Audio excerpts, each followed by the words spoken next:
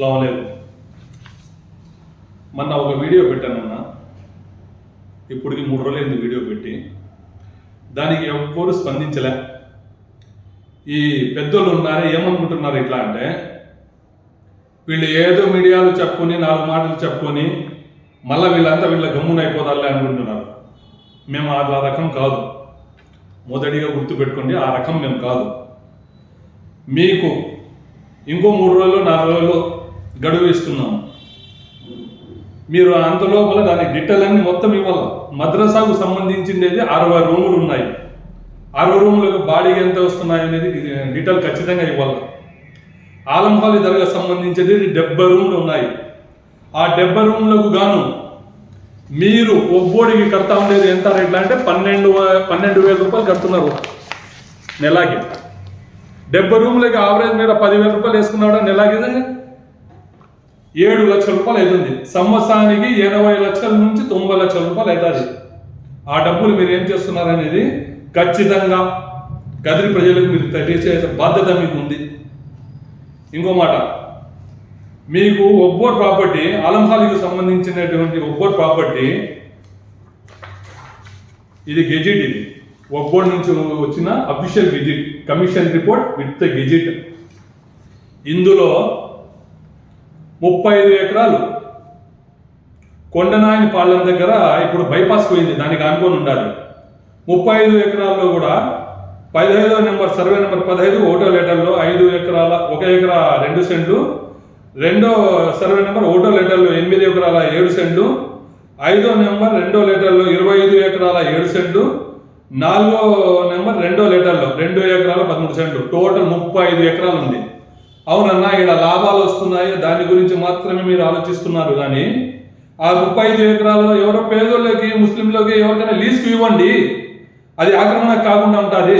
దాని గురించి మాత్రం పట్టించుకోరు. మీకు లాభం దండికి వస్తుందంటే ఇమీడియట్లీ పట్టించుకుంటారు. ఫోన్ చేసి ఏం చెప్తారు మీరు వాళ్ళు, ఏదైనా మీకు ఎవరికి పట్టేది కదిలో నీకు ఒకరికి పట్టింది, అందరికి తీసుకుంటావు, బాధపడతారంటారా?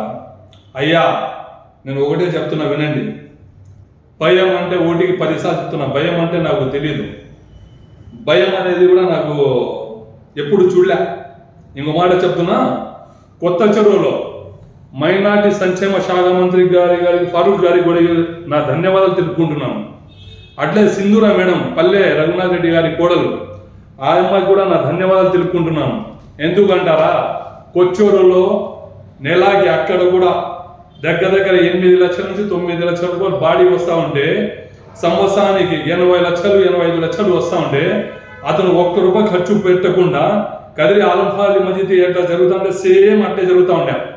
దానికి నేను ఒబ్బోడు చైర్మన్ అయిన తర్వాత డైరెక్ట్ ఒబ్బోడు ఆఫీస్లో దీని గురించి కొట్లాడి డైరెక్ట్ రిపోర్టింగ్ పెట్టాను. ఇవి అన్ని ఇంత ఆక్రమణగా అవుతా ఉంటే మీరు ఏం చేస్తున్నారు ఒబ్బోడు ఆఫీస్లో, అది విచారణకు వచ్చింది. విచారణకు వచ్చిన తర్వాత దానిలో టీడీపీ వాళ్ళు కూడా చాలా వచ్చి వాళ్ళు చెప్పారు, అన్న మేము టీడీపీ వాళ్ళము, మాణిక్యం బావ, కొత్త చెరువు మాణిక్యం బావ ఎక్స్ సర్పంచ్, ఆయనతో పాటు చాలా మంది వచ్చి, అన్న మేము టీడీపీ వాళ్ళము, కానీ న్యాయం కోసం మేము పోరాటం చేస్తాం, మీరు ఒప్పుకుంటే మీతో పాటు వస్తామని నేను ఒబ్బోడు చైర్మన్ ఉన్నప్పుడు వాళ్ళు వచ్చారు. 100% అన్న, ఇందులో పార్టీలు మీరు ఆర్ఎస్ఎస్లో ఉన్నారా, టీడీపీలో ఉన్నారా, బీజేపీలో ఉన్నారా, జనసేనలో ఉన్నారా, ఇంకో ఏ పార్టీలో ఉన్నారో మాకు ఎటువంటి అభ్యంతరం లేదు. నలుగురికి సాయం చేస్తాం, నలుగురు న్యాయం కోసం నలుగురిని నిలబడదాం. ఆ నిలబడడానికి మీరు వస్తే 100% మీతో కలుపుకొని నేను ఫైట్ చేస్తానని చెప్పేసి నేను కలుపుకొని వాళ్లకు దీని గురించి విచారణ చెప్పడం జరిగింది. అందులో భాగంగా ఫారూక్ గారికి వాళ్ళు మాణిక్యం బావ వీళ్ళంతా పోయి కలిస్తే ఫారూక్ గారు ఇమీడియట్లీ ఆ ఉత్తవల్లిని సస్పెండ్ చేయండి అని చెప్పేసి లెటర్ ఇచ్చేసారు.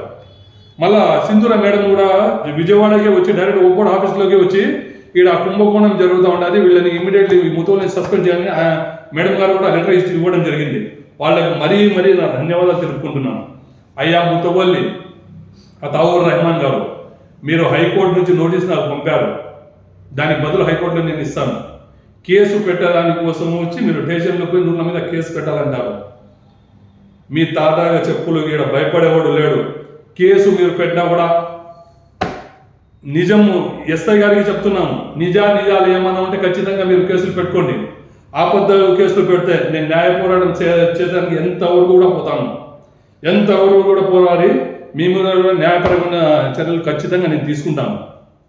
మీరు కేసులు పెడితే భయపడేవాడు ఇక్కడ ఎవరు లేరు. భగవంతుడు ఆ శక్తి వచ్చినాడు కాబట్టి 6 నెలలు కానీ నేను లోపలికి పోతాను. మీరు తప్పుడు కేసులు పెడితే మరీ చెప్తున్నా వినండి. మీరు తప్పుడు కేసులు పెడితే రేపొద్దున మీకు కూడా 10 రోజులు నేను లోపలికి తీసుకొని వెళితే తట్టుకునే కెపాసిటీ మీ దగ్గర ఉంటే ఖచ్చితంగా నా మీద కేసు పెట్టండి. తట్టుకునే కెపాసిటీ లేదు, వయసు అయిపోయింది, ఆరోగ్యం బాగలేదు, హెల్త్ బాగలేదు, లోపల పడ్డ ఉండలేము అనే పరిస్థితి మీకు ఉంటే ఖచ్చితంగా కేసులు జోలికి పోతే బాధపడేది నువ్వే. అతావుర్ రెహమాన్ మరీ చెప్తున్నా, నీ హెల్త్ బాగలేదు, సర్జరీ చేపించుకున్నావు, దానికి క్లిప్ కూడా ఏదో వేసుకున్నావు, హార్ట్కి బాగలేదని చెప్పేసి ఎంజియోగ్రామ్ చేపించుకున్నావు. అట్లాంటి వాడు నువ్వు కేసు పెట్టేవో కోర్టుకు పోయి నోటీస్ పంపిస్తాడో నువ్వులాగే పట్టుతున్నారు. కోర్టు నోటీసులకి భయపడేవాడు ఇక్కడ ఎవరు లేడు. నీ ఇష్టం వచ్చినట్టు దగ్గర పో. పోలీస్ డిపార్ట్మెంట్ వారికి మరీ చెప్తున్నాం, అయ్యా నిజాలు తెలుసుకొని కేసులు మీరు బుక్ చేయండి. తప్పుడు కేసులు అతను ఇచ్చినాడు కదా, మేము కేసు బుక్ చేసేద్దాంలే, ఏదో ప్రెజర్ ఉంది అని చెప్పేసి మీరు కేసు బుక్ చేస్తే మీ మీదకి నేను హైకోర్టులో 100% రిట్ వేస్తాను, ప్రైవేట్ కేసు కూడా వేస్తాము. నేను ఎక్కడ వెళ్ళేదానికి కూడా సిద్ధం. ఢిల్లీకి పోయి ఐహెచ్ఆర్సీలో కూడా నేను కేసు నమోదు చేస్తాము, కేసు బుక్ చేస్తాము, నీకు తిప్పుకుంటాము, లోపల పెట్టే హెల్తీగా భగవంతుడు పెట్టాడండి. నాకు లోపల పెట్టే పోయేదానికి నేను సిద్ధము. రేపు పొద్దున ఈరోజు రేపు మీకు జరగచ్చు, మన రాత్రి అయితే పగలు కూడా ఖచ్చితంగా అవుతుంది. ఈరోజు మీది జరిగితే రేపు మాది కూడా జరిగినప్పుడు మీకు కూడా దానికి నిలబడేదానికి, కేసులు పెట్టి నిలబడేదానికి నేను ఎప్పుడు వెనక్కాడను అని చెప్పేసి మీకు హెచ్చరిస్తున్నాను.